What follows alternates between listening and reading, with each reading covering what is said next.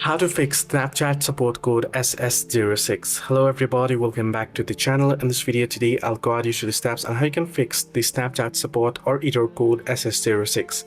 Now to fix the issue itself, we'll have to understand what the Snapchat support code SS06 is. Now, basically the Snapchat support code SS06 indicates that the device you are using has been banned. So your device itself has been banned due to suspected abuse or violations of Snapchat's community guidelines.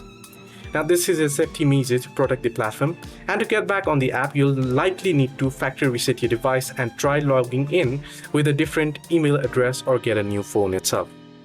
So basically SS06 means that your device has been banned. The reason for ban is, as you know, Snapchat uses this code for various reasons, including potential violations of their terms of service or suspicious activity. In some cases, a temporary disabling may occur, so you can try it later.